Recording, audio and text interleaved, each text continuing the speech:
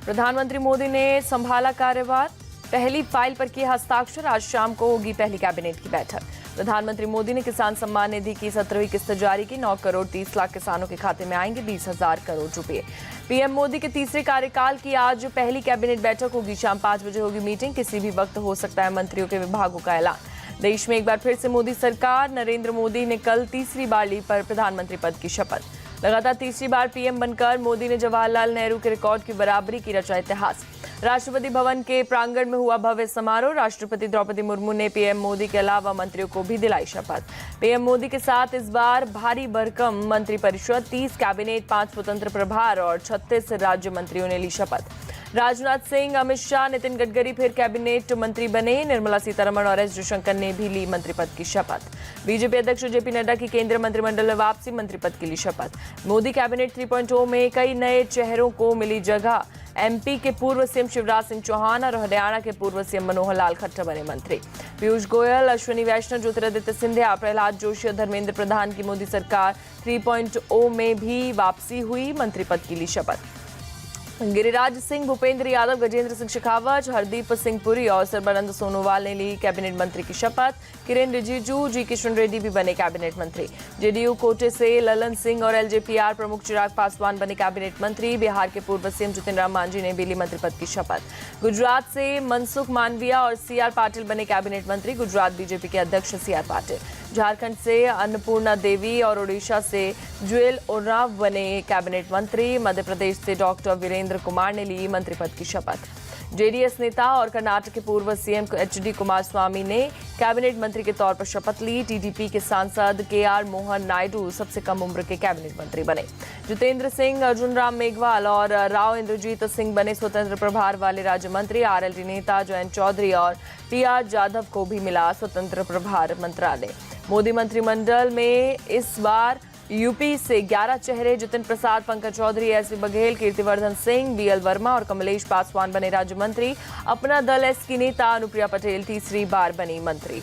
बिहार से इस बार 4 कैबिनेट और 4 राज्य मंत्री बने। नित्यानंद राय, सतीश चंद्र दुबे और राजभूषण चौधरी ने राज्य मंत्री के पद की शपथ ली। जेडीयू के रामनाथ ठाकुर भी बने राज्य मंत्री।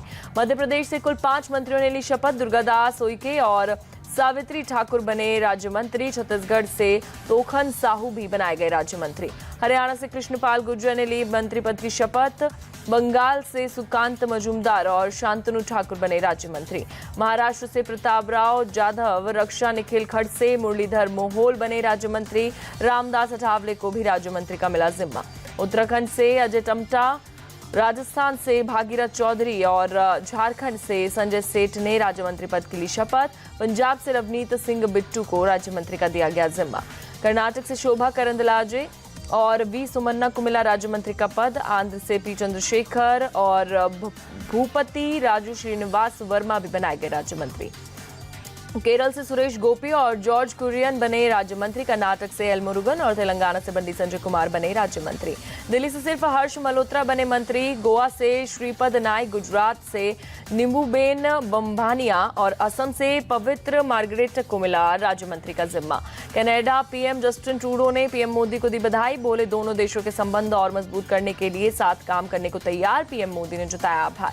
हिमाचल के पूर्व सीएम जयराम ठाकुर ने पीएम मोदी को दी बधाई। बोले पीएम मोदी को तीसरे कार्यकाल की बहुत बधाई। जनता ने मोदी के काम पर भरोसा जताया। केंद्रीय मंत्री राजभूषण चौधरी का बयान। बोले मंत्रियों के साथ बैठक में पीएम ने कहा कि मेरे पास चेहरा चमकाने की जरूरत नहीं, जनता के लिए काम करते रहे।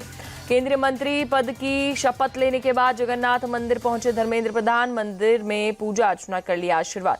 मंत्री बनने के बाद बोले धर्मेंद्र प्रधान, देश की जिम्मेदारी फिर पीएम मोदी के हाथ में आई। देश को विकसित बनाने के लिए तेजी से काम करेंगे। बिहार के डिप्टी सीएम विजय सिन्हा बोले जनता का जनादेश और आशीर्वाद मोदी को मिला। जनता ने विकसित भारत के संकल्प को साकार करने के लिए अवसर दिया। मंत्री बनने के बाद बोले अजय टम्टा, पीएम मोदी और पार्टी का बहुत बहुत आभार। जनता के लिए मजबूती से काम करूंगा। मंत्री बनने के बाद बोले एल मुरुगन, देश की सेवा करने का अवसर देने के लिए पीएम मोदी का धन्यवाद। मोदी के नेतृत्व में देश को विकसित बनाने के लिए करेंगे काम। मंत्री पद की शपथ लेने के बाद बोले जेडीयू नेता रामनाथ ठाकुर, पीएम मोदी ने देश और बिहार को आगे ले जाने की जिम्मेदारी दी। महाराष्ट्र सीएम एकनाथ शिंदे ने पार्टी की विधायकों और सांसदों की बैठक बुलाई। शाम 6 बजे विधायक और 7 बजे सांसदों के साथ करेंगे बैठक। चुनावी नतीजों और आगामी विधानसभा चुनाव पर होगी चर्चा। यूपी सीएम योगी आदित्यनाथ दिल्ली में अमित शाह के घर पहुंचे। चुनाव परिणामों के बाद शाह और योगी की पहली मुलाकात। यूपी सीएम योगी आदित्यनाथ ने नितिन गडकरी और राजनाथ सिंह से की मुलाकात। केंद्रीय कैबिनेट मंत्री बनने की दी शुभकामनाएं। असम सीएम हेमंत बिस्वा शर्मा का दावा, बोले 2026 के विधानसभा चुनाव में बीजेपी गठबंधन असम में 90 से 100 सीट जीतेगा। कांग्रेस सांसद गौरव गोगोई का बयान, बोले लोकतंत्र और संविधान को बचाने का हमारा संकल्प सिर्फ चुनाव तक ही सीमित नहीं, ये हमारे जीवन का एक संकल्प है। सदन में अपनी बात मजबूती से रखेंगे। एनसीपी शरद चंद्र पवार पार्टी का आज स्थापना दिवस। पार्टी प्रमुख शरद पवार और सुप्रिया सुले पुणे में स्थापना दिवस कार्यक्रम में शामिल हुए। पार्टी टूटने के बाद एनसीपी का पहला स्थापना दिवस। अजित पवार बोले, सबको मेरी ओर से बधाई, मैं यहां ज्यादा नहीं बोलूंगा। सुप्रीम कोर्ट से आम आदमी पार्टी को आंशिक राहत। दिल्ली स्थित पार्टी दफ्तर खाली करने के लिए 10 अगस्त तक का दिया समय, पहले 15 जून तक खाली कराने का दिया था आदेश।